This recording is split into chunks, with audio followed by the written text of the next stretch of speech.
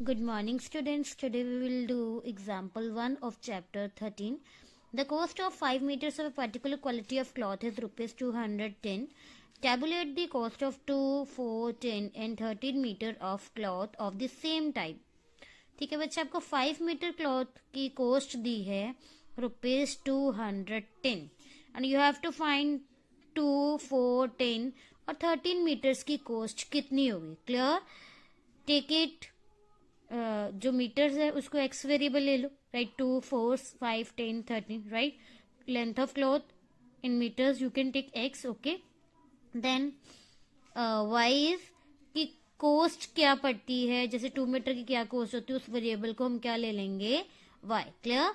सो 2 पर वेरिएबल ले लिया y2, 4 पर y3 वेरिएबल ले लिया, 5 का ऑलरेडी कॉस्ट पता है 210 एंड 10 पर हमने वेरिएबल ले लिया y4 एंड 13 पर ले लिया हमने y5. ओके बच्चे, इसमें देखो लेंथ, जैसे जैसे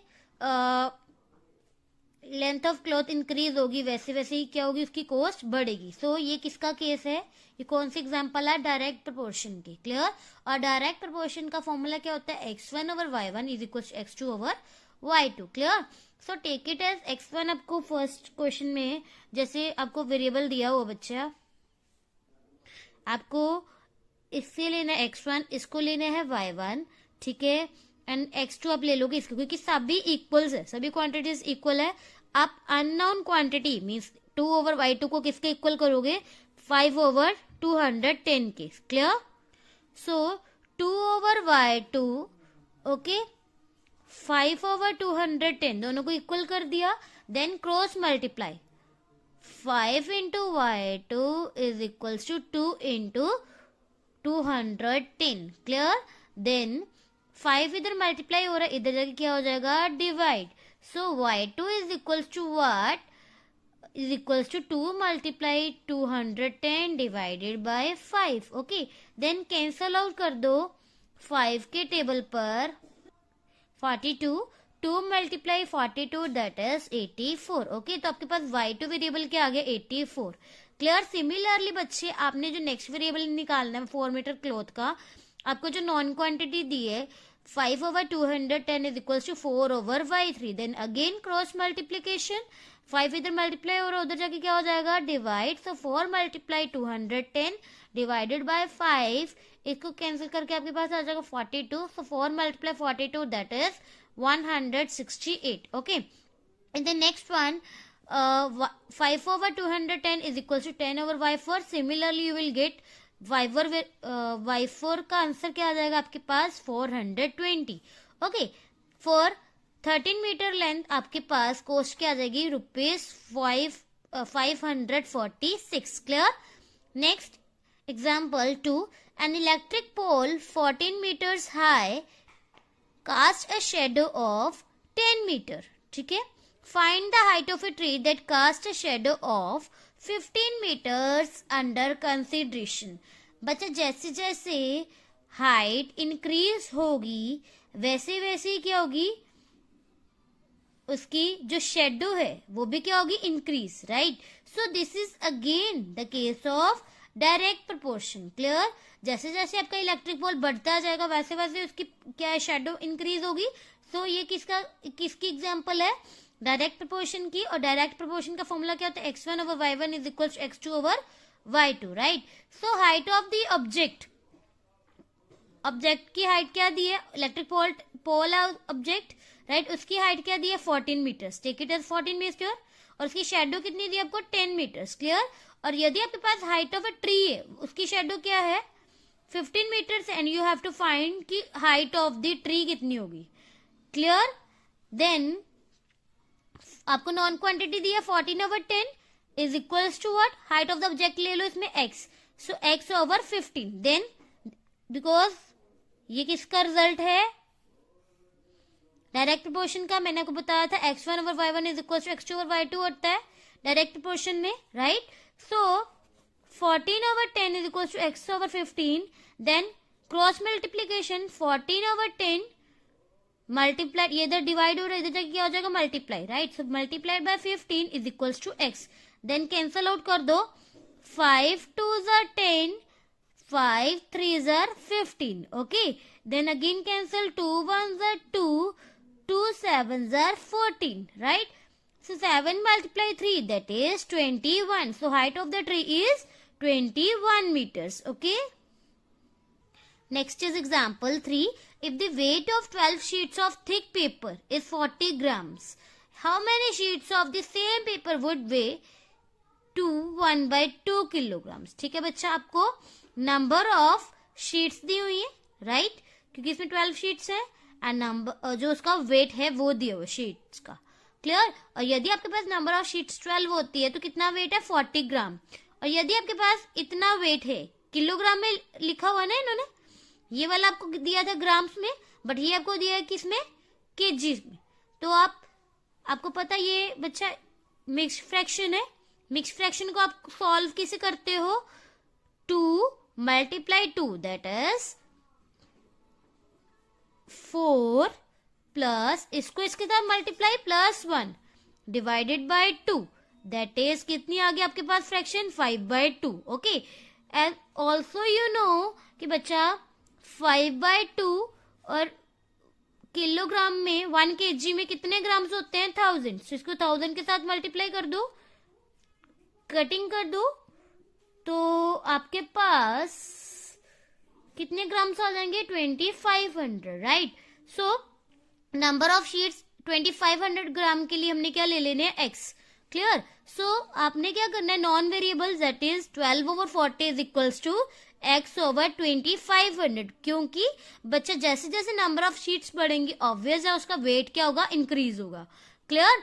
सो this is again the case of direct proportion. Clear? So 12/40 is equals to x over 2500. 2500 इधर डिवाइड उधर जाके क्या हो जाएगा? Multiply. So 12 multiply 2500 divided by 40. Then 0 के साथ 0 कैंसिल हो गया, right? 4 1s are 4, 4 3s are 12. So 3 multiply 250, that is 750. Hence the required number of sheets of paper is 750. Okay, next is example 4. A train is moving at a uniform speed of 75 km per hour. First, how far will it travel in 20 minutes? Find the time required to cover a distance of 250 km. बच्चा train move कर रही है, कितनी speed पर जा रही है? वो 75 km per hour. हमने ये फाइंड आउट करना है कि वो 20 मिनट्स में कितना कवर करेगी डिस्टेंस. क्लियर? और सेकंड में हमने क्या फाइंड करना? Find the time required to cover a distance of 250 kilometre.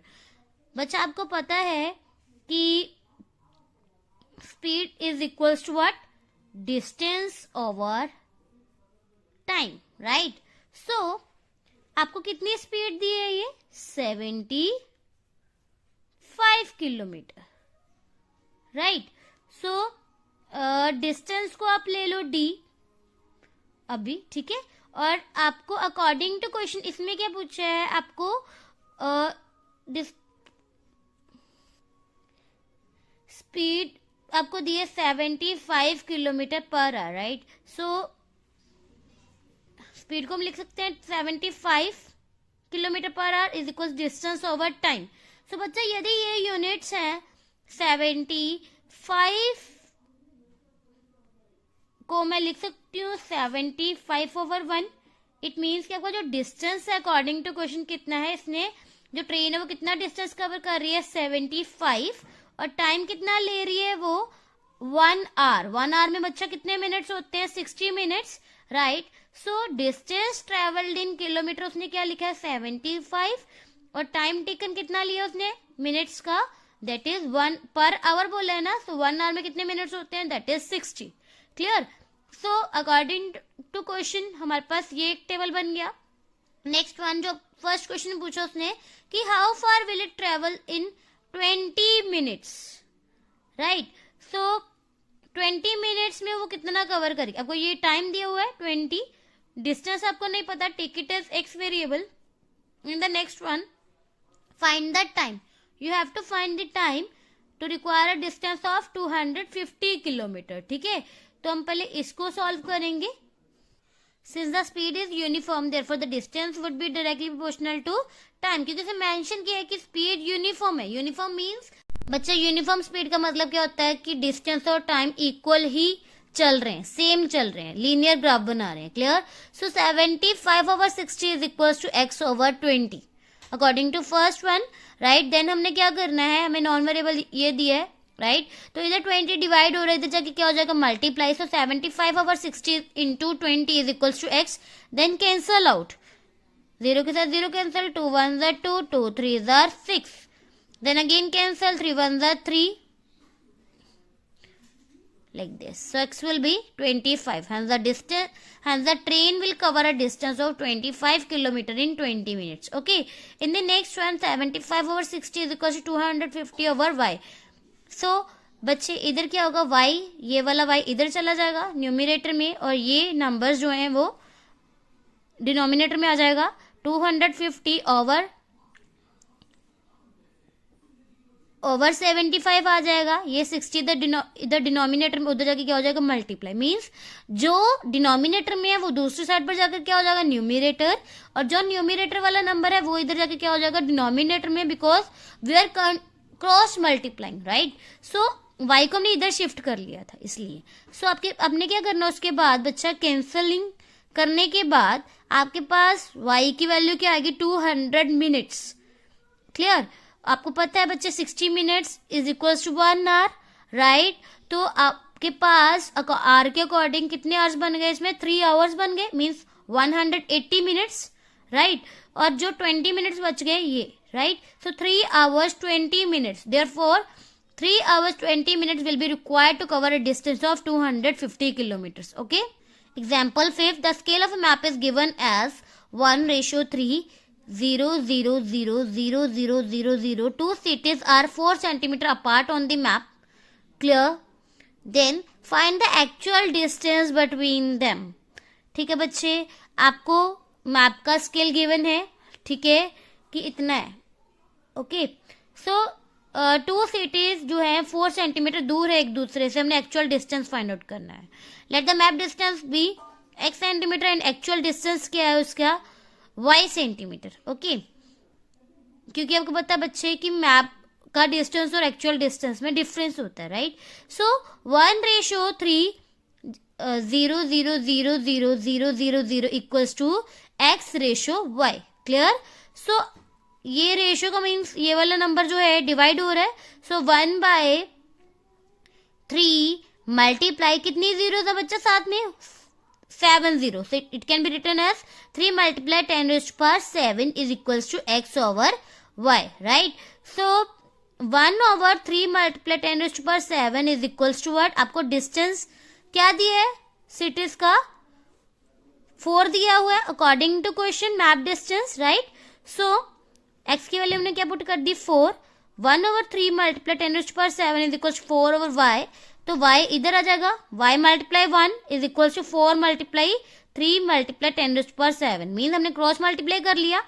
So y is equals to what? 4 multiply 3 multiply 10⁻7, that is 4 3s are 12. So 12 multiply 10⁻7 is equals to what? आपको पता है बच्चे कि जब आपको पता है कि 100 सेंटीमीटर इज इक्वल्स टू क्या होता है 1 मीटर. राइट. और आपको ये भी पता है कि 1 kilometre is having 1000 metre. Right. 1 kilometre is equals to 1000 metre. Right. तो हमने क्या किया, इस नंबर को 1000 के साथ जब आप मल्टीप्लाई कर लोगे ये आपके पास आ जाएगा 10⁵. राइट. इधर आ जाएगा सेंटीमीटर इज इक्वल्स टू, इधर बन जाएगा 1000 metre, that is again is equals to 1 kilometre. Means कि आपके पास 10⁵ सेंटीमीटर किसके बराबर होता है 1 किलोमीटर के बराबर. क्लियर. तो हमने 10⁵ है ना, उसमें से 5 को अलग कर लेना है, 10⁻2 अलग कर लेना है. जो इधर 10⁵ आएगा, ठीक है, वो आपका कन्वर्ट हो जाएगा किलोमीटर में, और जो आपके पास 10⁻2 बच जाएगा वो इसके साथ मल्टीप्लाई हो जाएगा. 10⁻2 मीन्स 100. 10 10s are 100 होता है. Right. So 100 multiply 12, that is 1200 kilometers. Okay.